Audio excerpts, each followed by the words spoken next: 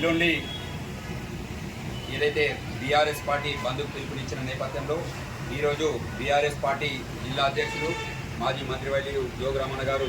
ఈరోజు state chamber of commerce and traders association సభ్యులందరినీ కలిసి బంధుకు సంపూర్ణ మద్దతు తెలపాల్సిందిగా కోరడం జరిగింది.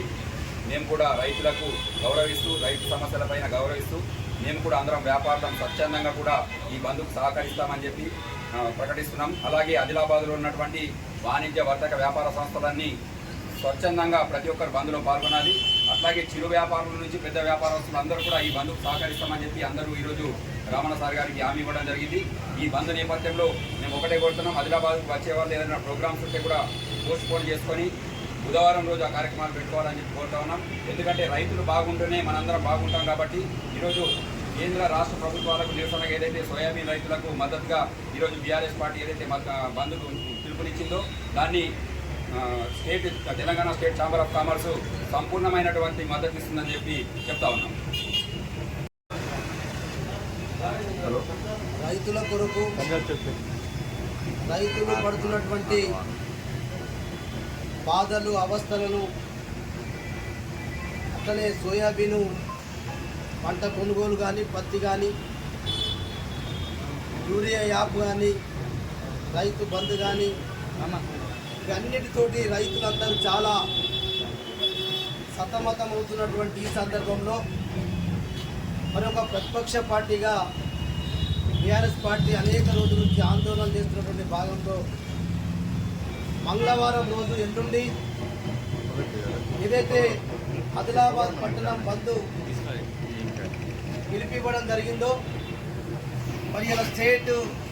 ఛాంబర్ ఆఫ్ కామర్స్ బాధ్యులకు కలవడం జరిగింది. స్టేట్ ఛాంబర్ ఆఫ్ కామర్స్ అధ్యక్షులు ప్రధాన కార్యదర్శి మరి మిగతా మా రైతు శ్రేయోభిలాషులు కమిషన్ ఏజెంట్స్ అందరికీ కూడా కలిసి ఒకటే విజ్ఞప్తి చేసినాం, మీరు ఈ బంద్లో ఆదిలాబాద్ పట్టణ బంద్లో రైతుల కొరకు మీరందరూ సంపూర్ణంగా మద్దతు తెలపాలని చెప్పి వారిని కోరినటువంటి నేపథ్యంలో వాళ్ళందరూ ఏకగ్రీవంగా మేమందరం కూడా కలిసి మీకు సపోర్ట్ చేస్తామని చెప్పినందుకు వారికి ప్రత్యేకంగా పేరున ధన్యవాదాలు తెలియజేస్తూ, ఇంకోటి ప్రత్యేక ప్రకటన ఏంటంటే రైతులకు సంబంధించినటువంటి కాటన్ మార్కెట్ కానీ సోయాబీన్ మార్కెట్ కానీ ఏ మార్కెట్ అయినా రైతులు మాత్రం మంగళవారం రోజు పత్తి కొనుగోలు కానీ సోయా కొనుగోలు కానీ ఇంకే కొనుగోలు ఉన్నా మంగళవారం రోజు వ్యవసాయ మార్కెట్ కమిటీలు అది బేలైనా అది జైనత్ అయినా ఆదిలాబాద్లో ప్రత్యేకంగా ఎవరు కూడా తన పంటలను ఆదిలాబాద్ మార్కెట్కు తీసుకురావద్దని చెప్పి విజ్ఞప్తి చేస్తాము. మేము మార్కెట్ కమిటీ సెక్రటరీ గారికి కూడా రేపు విజ్ఞాపన పత్రం ఇస్తాం, మిగతా రైతు సంఘాలకు కూడా ఇస్తాం. కాబట్టి మీరందరూ దీనికి సహకరించి బంద్ను ఆదిలాబాద్ పట్టణ బంద్ను ఎన్నడూ కని విని మెరుగని రీతిలో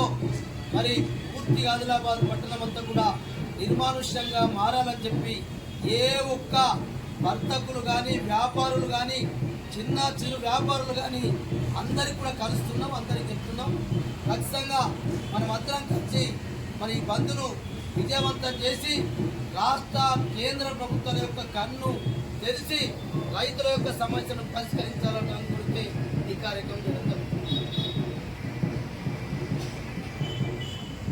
ఫోటో